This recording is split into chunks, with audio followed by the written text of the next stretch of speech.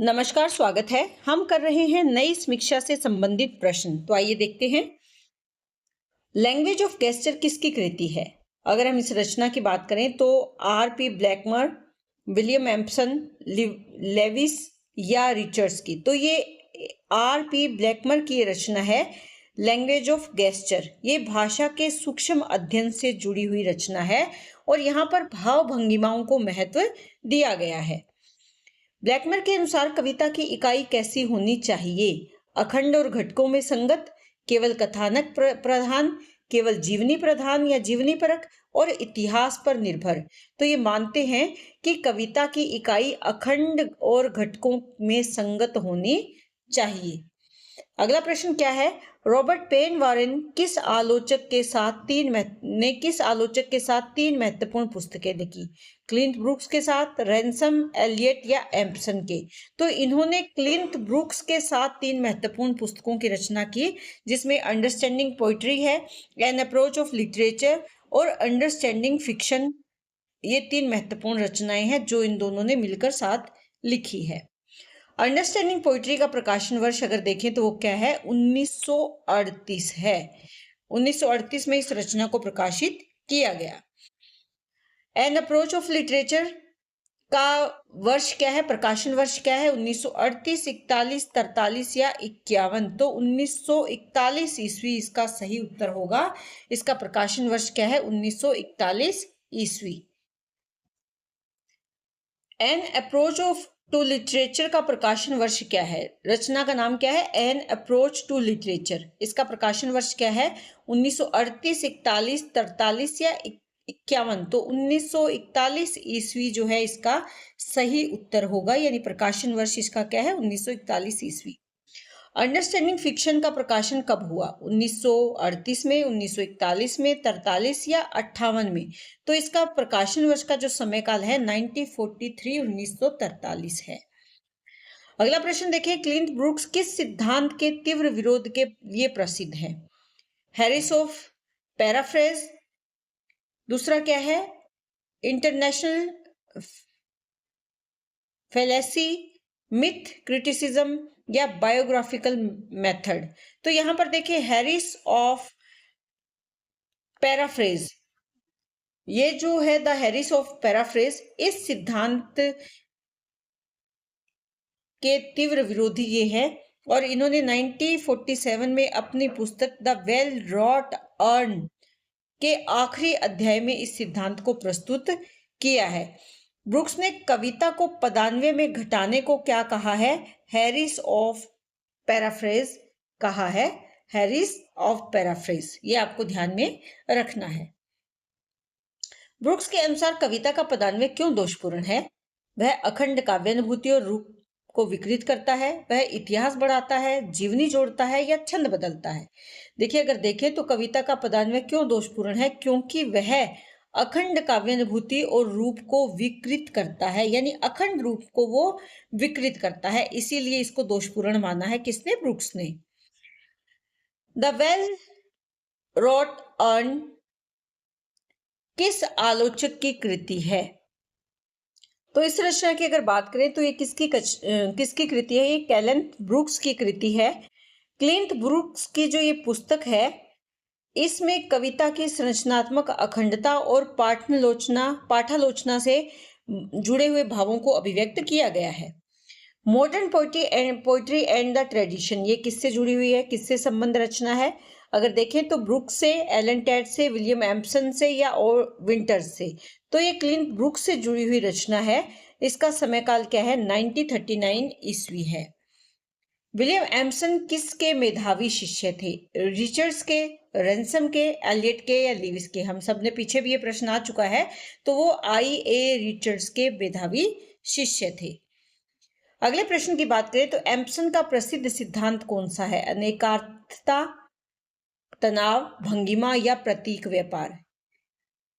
तो यहाँ अनेकार्थता जो है वो इनका प्रसिद्ध सिद्धांत है। इसके सूक्ष्म शाब्दिक विश्लेषण के लिए ये प्रसिद्ध है। एम्बिग्युइटी या अनेकार्थता। अगला प्रश्न देखें तो 7 टाइप्स ऑफ एम्बिग्युइटी किसकी रचना है? विलियम एम्पसन की, क्लिंट ब्रुक्स की, रैनसम की या लेविस की? तो ये एम्पसन की रचना है। एम्पसन की ये सबसे प्रसिद्ध आलोचनात्मक कृति है और इसका प्रकाशन वर्ष क्या है?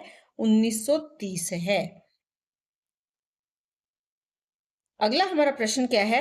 एम्पसन अनेकार्थता के कितने भेद करते हैं? देखिए, इस रचना का भी पीछे नाम आया था 7 टाइप्स ऑफ एम्बिग्युइटी, तो ये क्या है? इसमें 7 भेद करते हैं। तो उत्तर हमारा क्या रहेगा? सी ऑप्शन यहाँ पर सही उत्तर है। नई समीक्षा की पाठ विश्लेषण पद्धति का मुख्य लक्ष्य क्या है? कृति की आंतरिक शब्द चेतना और अनुवृत्ति का विवेचन, कवि की वंशावली, राजनीतिक इतिहास, पाठक की सामाजिक स्थिति। तो यहाँ कृति की आंतरिक शब्द चेतना और अनुवृत्ति का विवेचन यहाँ पर देखें तो मुख्य लक्ष्य है नई समीक्षा की पाठ विश्लेषण पद्धति का। एबीसी ऑफ रीडिंग किससे जुड़ी हुई रचना है? किससे संबंध है? एजरा पाउंड से, लेविस से, रिचर्ड से या एलन टेड से? तो ये एजरा पाउंड से जुड़ी हुई रचना है। अगला प्रश्न देखें, how to read a page किस आलोचक की कृति है? ये रिचर्ड्स की है, लेविस की है, रैनसम की या ब्रुक की? तो ये आई.ए. रिचर्ड्स की रचना है। रिचर्ड्स ने पाठ की गंभीर प्रक्रिया को शिक्षण से जोड़ने वाली कृतियां लिखी है, उसी में से एक रचना ये है। नई समीक्षा के अनुसार निराला और राम की शक्ति पूजा के संबंध को कौन सा कथन सही व्यक्त करता है? निराला का महत्व कृति के कारण है, कृति का महत्व केवल निराला की जीवनी के कारण है, या दोनों का कोई संबंध नहीं, यह कृति केवल इतिहास से महत्वपूर्ण है? देखिए, हम सब जानते हैं कि नई समीक्षा किसको महत्व देता है? नई समीक्षा की जो विचारधारा है वो कृति को महत्व देती है। तो यहाँ पर जो पहला ऑप्शन है यानी निराला का महत्व किसके कारण है? कृति के कारण है, क्योंकि इसी ऑप्शन में कृति को महत्व दिया गया है। कृति से ही निराला की पहचान है, तो हमारा ए जो उत्तर है वो सही रहेगा। नई समीक्षा को गंभीर पाठालोचन का पर्याय किसने माना है? डैशिज ने, फ्राई ने, विलियम्स ने या क्रेन ने? तो ये डेविड डैशिज जो है, इन्होंने नई समीक्षा को गंभीर पाठालोचन का पर्याय माना है। एलियट के अतिवादी पाठ विश्लेषण के लिए नए समीक्षकों को किस रूप से आलोचित किया? आलोचना का नींबू निचोड़ संप्रदाय कहा है, इतिहास का प्रहरी कहा है, मिथक का विद्यालय कहा है या भाषा का मंदिर? तो देखिए, एलियट ने अतिवादी पाठ विश्लेषण के लिए नए समीक्षकों को क्या कहा है? आलोचना का नींबू निचोड़ संप्रदाय कहा है। ये व्यंग्यात्मक टिप्पणी है एलियट के द्वारा किस पर? नई समीक्षा के आलोचकों के लिए, या नई समीक्षा के जो अतिवादी पाठ विश्लेषण के जो नए समीक्षक हैं उनके लिए, नई समीक्षा से जुड़े हुए विचारों के लोगों के लिए। ब्रुक्स ने रूप तत्व के व्यापक अर्थ के लिए किस शब्द का प्रयोग किया है? स्ट्रक्चर, बायोग्राफी, हिस्ट्री और प्लॉट ओनली? तो इन्होंने स्ट्रक्चर को महत्व दिया है। हिंदी के विजय देवनारायण शाही ने अखंडता की दृष्टि से किस कृति का अध्ययन किया है? पद्मावत का, कामायनी का, रामचरितमानस का या गोदान का? तो इन्होंने पद्मावत का अखंडता की दृष्टि से अध्ययन किया है। ये उत्तर सही रहेगा कौन सा? पद्मावत। नई समीक्षा कविता को मुख्यतः किस रूप में मानती है? विशिष्ट भाषिक संरचना, जीवन का विस्तार, इतिहास का दस्तावेज या राजनीतिक घोषणा पत्र? तो विशिष्ट भाषिक संरचना को ये महत्व देते हैं, यानी किस रूप में मानती है? एक भाषा की एक विशेष संरचना के रूप में। अगला प्रश्न देखिए, ब्लैकमर, एम्पसन और रैनसम के सिद्धांतों में सामान्य केंद्र क्या है? भाषा है, जीवनी है, राजनीति या कथानक मात्र? देखिए, अभी हमने किया था तो क्या है? भाषा को ये महत्व देते हैं जो नई समीक्षा के विचारक हैं, समीक्षक हैं। तो यहाँ पर उत्तर हमारा क्या सही रहेगा? भाषा सही रहेगा। अगला प्रश्न देखिए, नई समीक्षा में परंपरा का अर्थ क्या है? जड़ रूढ़ि, इतिहास बोध, स्मृति या सातत्य? तो यहाँ पर देखें तो नई समीक्षा में परंपरा का अर्थ क्या नहीं है पर हमें फोकस करना है, तो ये जड़ रूढ़ि नहीं है, क्योंकि ये क्या मानते हैं कि परंपरा को गतिशील होना चाहिए, संशोधित होना चाहिए। किसके अनुसार? समय के अनुसार। उसमें रूढ़िवादिता नहीं होनी चाहिए। तो इतिहास की जानकारी हमें परंपरा से मिलती है, वो हमारी स्मृति पर आधारित होती है जो हमारी परंपराएं हैं, और वो सातत्य है। तो यहाँ पर ये तीनों ऑप्शन तो सही हैं, लेकिन परंपरा का अर्थ क्या नहीं है, तो जड़ रूढ़ि नहीं है, ये हमें ध्यान में रखना है, क्योंकि मानते हैं कि परंपरा को समय के अनुसार अपने में बदलाव जरूर करने चाहिए अगर उसे जीवंत रहना है तो। पदान्वय विरोध का प्रमुख कारण क्या है? काव्य की अखंड अनुभूति का विघटन, काव्य की जीवनी का अभाव, इतिहास की कमी या छंद का अभाव।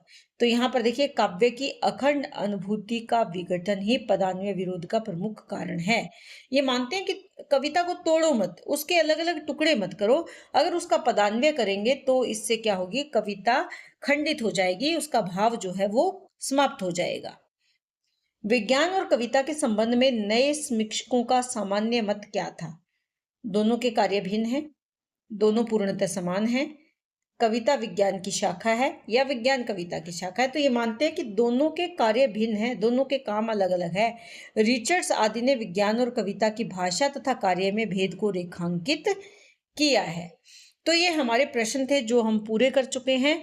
उम्मीद है कि आपके लिए ये प्रश्न काफ़ी उपयोगी होंगे। अगर ऐसा है तो कमेंट करके ज़रूर बताएं, अगर उपयोगी नहीं है तब भी कमेंट करके ज़रूर बताएं, और अगर आप इनमें कुछ और परिवर्तन चाहते हैं तब भी आप अपने विचारों को साझा ज़रूर करें। तो इसी तरह जुड़े रहें। बहुत बहुत धन्यवाद।